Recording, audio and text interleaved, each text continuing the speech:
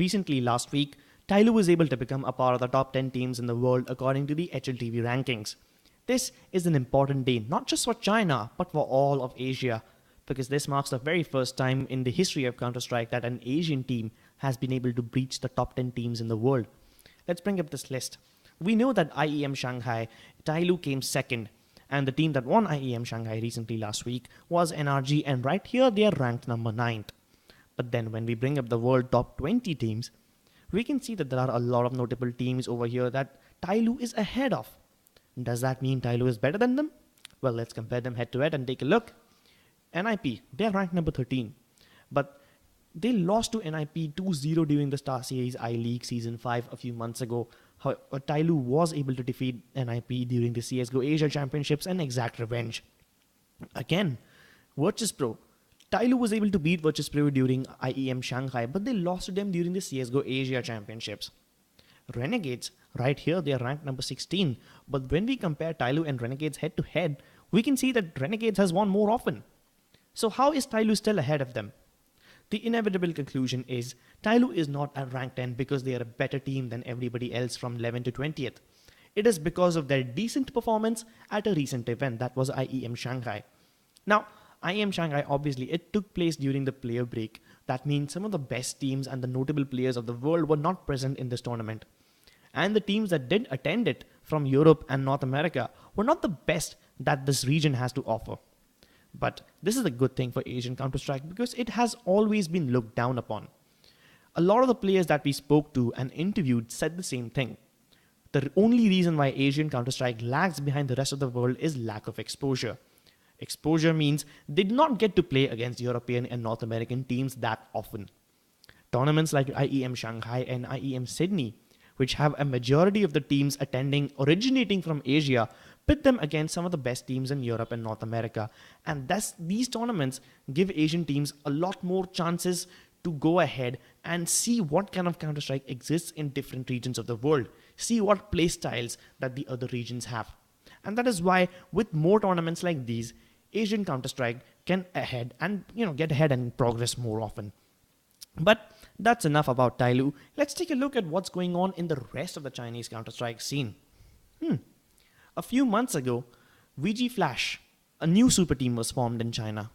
Well, this was only because Tyloo was at number 1 spot and the teams at number 2 and number 3 were VG and Flash.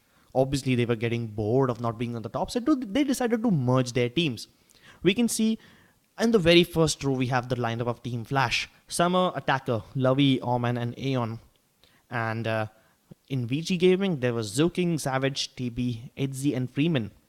Now, when these teams merged to become VG Flash, a few players were left out. Those few players went on to form Fierce Tiger. Obviously, Fierce Tiger was mauled in a lot of controversy when their player got whack banned and they were disqualified from the tournaments, but they were somehow able to bounce back and play again under the CyberZen banner. If you guys are not aware about this Chinese controversy that I'm talking about, we have a video about the same on our channel, so please go check it out. But for now, let's get back to the topic. VG Flash. The sole reason this team was formed was to take down Tyloo. But obviously, when we look at their performances right here, we can see that Tyloo completely annihilated VG Flash.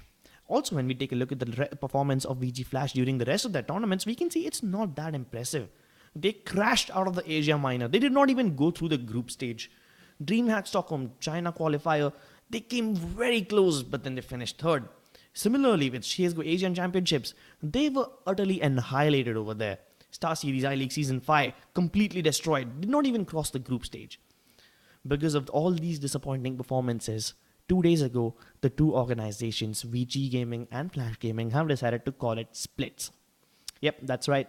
The two teams that merged to create a super team with the objective to take down Tyloo was not successful, and now these teams have called it quits.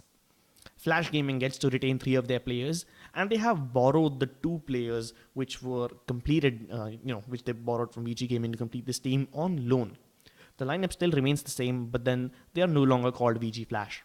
Obviously, the future of this team is currently uncertain. But Chinese Counter-Strike is like a coin, and every coin has 2 sides.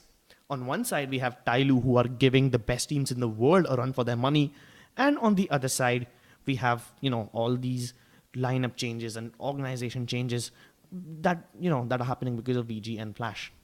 But whatever happens, we cannot ignore the fact that this coin is a heavy golden coin. Why? Because no matter what kind of controversies or what kind of happenings are going on in the Chinese Counter-Strike scene, whether it's the success of Tailu or the failure of these two teams, we can clearly see that Chinese teams are clearly dominating the Asian scene. Let's take a look at the top 20 teams in Asia.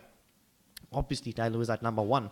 But then when we look at the top 10 teams, we can see that 4 out of these teams belong to China. We have Tailu, we have Firepower, we have VG Flash, CyberZen. 4 of the teams out of the top 10 teams in Asia are Chinese. Well, if you bring it down to the top 20 teams, we also have eHome, we have Max, AlphaRed, MFC. 8 out of the top 20 teams in Asia belonging to China. Obviously, this spells a clear story, doesn't it? Chinese teams, the esports environment in China is really conducive. I mean, some of the best Dota 2 teams in the world originate from China. Obviously, this means that China is not lacking behind in terms of infrastructure or other technical problems that a lot of third world countries have. They have a very conducive environment. And if things go this way, very soon, not Tailu, I think all of China can conquer Asia and eventually, hopefully, even the world. Thank you so much for watching, folks. If you enjoyed the video, do leave a like and comment. For more CSGO videos and professional analysis, subscribe to our YouTube channel.